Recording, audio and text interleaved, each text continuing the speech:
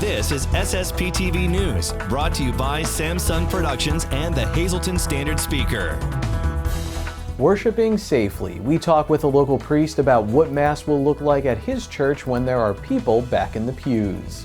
Hola friends, and thanks for watching. I'm Ken Karen. I'm all ready with your local information from SSPTV and the Hazleton Standard Speaker.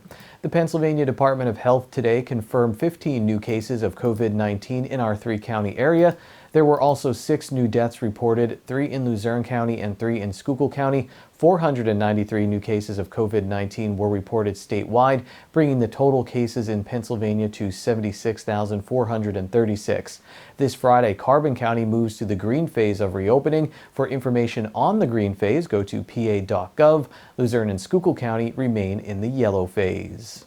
As Pennsylvania counties continue to work towards reopening, churches are also trying to adapt to allowing parishioners back inside the houses of worship.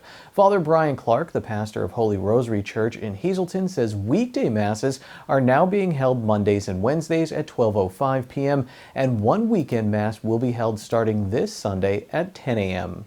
We are going to use a reservation system at first, so we just get a better idea of how many people will be coming in and how we can best accommodate them to keep the social distancing and everything else that's so important and a part of this. So I know other parishes are doing things a little bit differently, but I'm hearing most parishes are easing into this and trying to really do everything they can to make sure those safeguards are properly in place before we begin. Because the important thing is that we need to keep that 6-foot social distancing. So you'll notice many changes, like we won't be singing at Mass, which will seem odd at first. But again, the CDC is telling us that's the quickest way for this virus to become airborne. So again, as the bishop directs us, we're trying to avoid that if at all possible at this time. So we continue to move forward, and when it's allowed, then we'll move to that point. There's also a few other things too. That social distancing, the bishop mentioned 4 points. That the second is to wear masks. That will be a requirement when you arrive here. We won't be allowed to have anyone enter the church into this public space and jeopardize the health of anyone else. And then sanitize. We'll be sanitizing. That's the other reason why we're starting slowly. We have to make sure we sanitize before, right after everyone leaves, so we get ready for the next group to come in. And how we do that, sanitizing not only the pews where they sit, the door handles, everything that can possibly be touched. Even Holy Communion, the way it's distributed is very different. That will be explained when you come for Mass. And then the last part of it is, so I want to make sure I got all 4, the social distancing, the wearing of the face mask, the sanitization, and then that whole thing about if you are ill to stay home or in one of those high-risk groups, such as the elderly, those with a pre-existing health condition, or those who are either just sick or in contact with someone who is sick. So there are many reasons, and that is why the bishop continues to keep the dispensation in place where you're not required to attend Mass on a weekly basis. So that requirement is not there. So the hope is that you would continue to participate via the televised Masses and social media and all the rest. Can you talk about the physical layout of the pews with the stickers and the arrows? Great, and the way that we're trying to do this is, the bishop mentioned too, and it's a plan that we have in our diocese, is first of all to keep that social distancing, that 6 feet in between each person, unless you come as a family and you're living together. But what will happen is those who are not, we have to at all times, when they enter, when they exit, when they come up for Holy Communion, to always be able to have some system in place where we maintain that 6-foot distance. So we'll have 2 empty pews in between every pew where we have people seated, and even within that pew we're going to mark off with tape at least 6 feet in between, so it'll probably be just on the ends, except for a longer pew where we might be able to have one more in the middle, or we'll just have families in those pews. So we're still looking at all of that. So when people come up for Holy Communion, they'll be very much directed. We'll have ushers, and that's another part of this plan, is to make sure we have enough volunteers that can safely direct everyone, 1 pew at a time, to come up and receive Holy Communion. And what will happen is that the priest or the deacon will drop that consecrated host in your hand. So the hope is that you would be willing to receive it on the hand. If there is a requirement that you feel it's absolutely necessary to receive on the tongue, then we have a procedure for that too. We'll have to sanitize immediately after. and that they're asked to come up last, and other things like that. That will be explained when you arrive.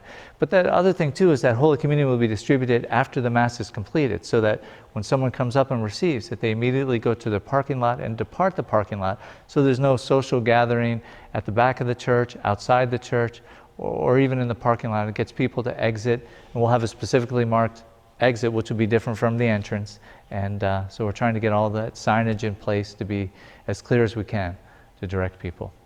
To register for the Masses, call the church at 570-454-6693. Father Clark is also the pastor of Holy Name of Jesus Church in West Hazelton. He says the gradual opening applies to that parish. Contact the church for more information. Time now for weather on SSPTV News. I met two new quarantine friends during breakfast yesterday. They seem to be enjoying the sun here, and we should too, with some possible rain coming our way. Here's our forecast from the National Weather Service. Tonight, mostly clear, low of 65 degrees. Wednesday, a 30% chance of showers and thunderstorms, mainly after 2 p.m., partly sunny, highs in the mid-80s. Wednesday night, 70% chance of showers and thunderstorms, mostly cloudy with a low of 67. Wind gusts as high as 24 miles per hour. New rainfall amounts between 1/4 and 1/2 inch possible. Thursday, a 40% chance of showers and thunderstorms, partly sunny with a high of 78 degrees, wind gusts as high as 21 miles per hour. Thursday night is partly cloudy with lows in the mid-50s. Friday is sunny with a high of 77. Friday night partly cloudy with a low of 55 degrees. Saturday is mostly sunny with a high of 70 degrees, and Saturday night a 30% chance of showers after 8 p.m., partly cloudy with a low of 52 degrees. The Hazelton Area High School baseball team honored their seniors on Monday at their home field in Hazel Township. These are Bob Gaetano's photos from today's Standard Speaker. The class of 2020 includes Lance Book, who will be playing for Susquehanna University in college. Jerome Repitz will be playing at East Stroudsburg University. Corey Zentek and TJ Plebin will stay teammates at the University of Scranton. Gavin McGowan will play baseball at Lehigh University. The rest of the seniors aren't planning on playing in college. Ezekiel Millett is heading to Penn State, and Gabe Collier is off to Townsend. Angel Colon and Oscar Nina are both undecided right now. Congratulations to the entire Hazelton Area High School baseball class of 2020. Coming up, a Hazelton area softball player won the Gatorade Softball Player of the Year in the state of Pennsylvania. We'll talk with Marissa Tribalpiece in just a bit. And next, how you can make the class of 2020 in our area feel special. Learn about the Adopt a Senior program in Luzerne County.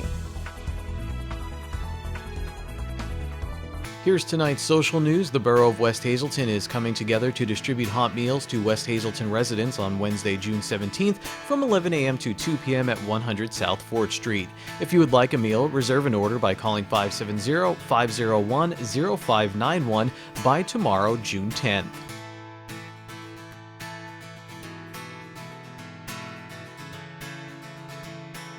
SSPTV News would like to send sincere condolences to the family and friends of the following: John Jack Trotsky, 67 of Sugarloaf Township. The funeral service in Hazelton is assisting the family. Debbie A. Toulay, 61 of Weatherly. Services are private. The Philip J. Jeffries Funeral Home in Weatherly is handling arrangements. Condolences can be made at griffithsfuneralhomes.com. And Lorraine Karchner, 91 of Sugarloaf Township. The Harmon Funeral Home in Drums will announce arrangements. More information will be made available at harmonfuneral.com. Tonight's social news has been brought to you by Harmon Funeral Homes and Crematory. For information, call 570-788-0977 or go to harmonfuneral.com.